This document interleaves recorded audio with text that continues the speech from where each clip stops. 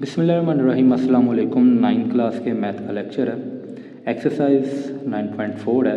Question number 4, a shape in is created by cutting a square in half diagonally and then attaching a right angle triangle to the hypotenuse of each half. Explain why this shape can tessellate and calculate the interior angle of the new shape. देखें ज़रा, कह रहा है कि एक square है, उसको diagonally आपस में काटा गया। अब दो राइट एंगल ट्राइंगल बन जाती हैं। देखें ना, यहाँ पे एक 90 का एंगल है, यहाँ पे एक 90 का एंगल है, और ये जो एंगल था वो 45 हो गया 90 वाला, ये भी फिर ऐसे ही हुआ, तो ये एक एंगल बन गया। इसका मतलब इसमें एक 90 का एंगल है, दो 45 के हैं। इसमें भी ऐसे ही है, एक 90 का और दो 45 के हैं। अब वो कह रहा है कि आपने क्या करना है कि अगर इसको टेसलेट किया जाए, इन दो शेप्स को आपस में जोड़ा जाए, ठीक है, इनको जब आपस में जोड़ा जाए, जोड़ने का जो तरीका है ना वो आपके ऊपर है, जैसे मर्ज़ी आप जोड़ सकते हैं। तो मैंने इनको ना इस तरह जोड़ा है, देखें इस तरह आपस में मर्ज कर दिया। तो वो कह रहा है कि ये जो नई शेप बनती है उनका जो इंटीरियर एंगल है टोटल, वो जो होगा वो आपने कैलकुलेट करना है, ठीक है जी। और ये बताना है क्या ये टेसलेट करती हैं कि नहीं करती, ठीक है, यानी ये टोटल टेसलेट कर रही हैं, और टोटल इनका एंगल भी बताना है कि कितना बनेगा अब, ठीक है। अब देखें ज़रा, yes the shape can tessellate because it is made with triangle of 45 degree and 90 with fit together without gaps. अब देखें, ये शेप जो है वो टेसलेट कर रही हैं, उसकी वजह ये है कि इसका जो टोटल एंगल है ना वो 360 का है। तो टेसलेट में क्योंकि देखें एक स्क्वायर था, स्क्वायर के अंदर जो चारों एंगल हैं उनको अगर आप ऐड कर लें तो वो 360 आने चाहिए। वो ये कहना चाह रहा है कि आपने इसको दो हिस्सों में कट किया, अब वो दो ट्रायंगल बन गई, उनको आपने किसी भी तरीके से जोड़ा है, तो एक जो नई शेप बनती है उसके भी जो टोटल एंगल है वो 360 ही हों। तो देखें ना ज़रा, यहाँ पे एक 90 का एंगल है, एक यहाँ पे 90 का एंगल है, तो ये 180 हो गया। एक यहाँ पे 45 है, यहाँ पे 45, तो ये 90, और फिर ये वाला 90, 45 और 45, तो टोटल 360 होगा। तो इसका मतलब ये टेसलेट कर रही है। अब इसी चीज़ को हमने आगे एक्सप्लेन कर दिया है। 1/2 ऑफ स्क्वायर यानी कि एक ट्राइंगल के अंदर दो 45 के एंगल, एक 90 के हैं, टोटल 180 है। इस तरह अगले के अंदर भी सेम है, तो दोनों को जब आप ऐड करेंगे तो 360 आ जाएगा आपके पास। तो ये हमारा बेसिकली एक आंसर होगा इसका। क्वेश्चन नंबर 5 है, a tessellation is created by repeatedly reflecting a basic shape. The basic shape is a right angle triangle with side of length 3, 4 and 5 unit. Find the minimum number of reflections needed to create a tessellate that cover a square with the area of 360 square units। देखें जी, कह रहे एक shape है, वो shape भी उसने बता दिया है कि राइट एंगल ट्राइंगल है, ये मैंने ड्रॉ की हुई है, ठीक है। उसकी उसने लेंथ बता दी है 3, 4 और 5।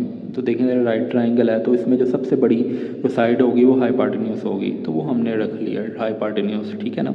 तो बाकी आप परपेंडिकुलर बेस जो मर्जी रख सकते हैं।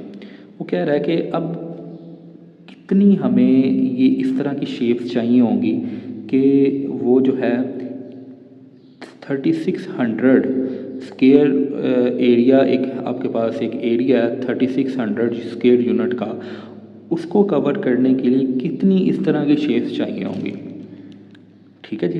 तो देखें ज़रा, सबसे पहले तो हम इसका एरिया निकाल लेते हैं। तो area of triangle basically formula होता है 1/2 बेस और हाइट मल्टीप्लाई होगी। तो बेस हमारे पास 4 है और हाइट 3 है, इनको मल्टीप्लाई करके 2 पे डिवाइड करें तो 6 यूनिट का स्क्वायर आ जाएगा। अब जो टोटल एरिया था, यानी कि जो टोटल एरिया उसने गिवन था जिसको के अंदर हमने ट्राइंगल फिट करनी है, वो उसने कहा था 3600 है।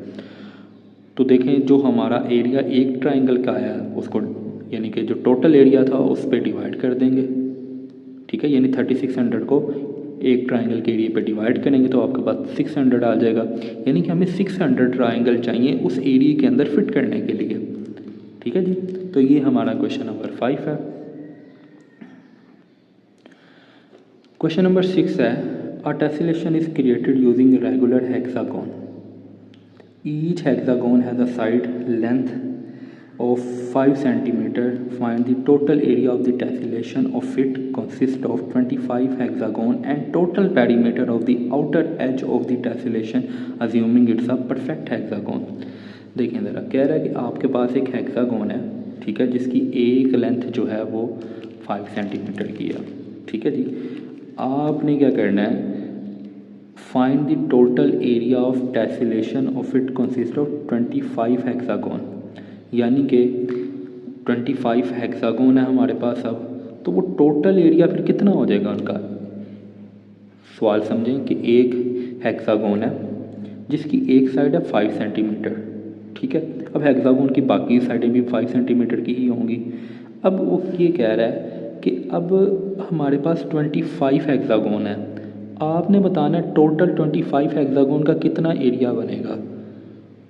और एक और चीज़ वो कह रहा है कि पेरीमीटर बताना है, यानी कि जब आप 25 हेक्सागोन को आपस में जोड़ते हैं तो उनकी जो आउटर साइडें होती हैं, बाहर वाली जो साइडें होंगी, उनका पेरीमीटर कितना होगा, ये हमने मालूम करना है। तो देखें ज़रा, सबसे पहले तो एरिया की तरफ आते हैं, फिर आगे पेरीमीटर की तरफ जाएंगे हम। पहली साइड है, वन साइड उसने दिया 5 सेंटीमीटर की। एरिया ऑफ हेक्सागोन आपको याद रखना पड़ेगा 303 डिवाइड बाई 2 स्क्वायर, ये याद रखना पड़ेगा आपको। ये जो है वो साइड है, इनको सॉल्व करने से 64.95 सेंटीमीटर स्क्वायर आ जाएगा आपके पास, क्योंकि एरिया अभी एक हेक्सागोन का एरिया हमें 25 का चाहिए था, तो इसको 25 से मल्टीप्लाई कर दें तो 1623.75 सेंटीमीटर का स्क्वायर आ जाएगा। उसके बाद हमने अब पेरीमीटर मालूम करना है। तो पेरीमीटर के लिए ना, तो आपको एक चीज़ समझनी होगी।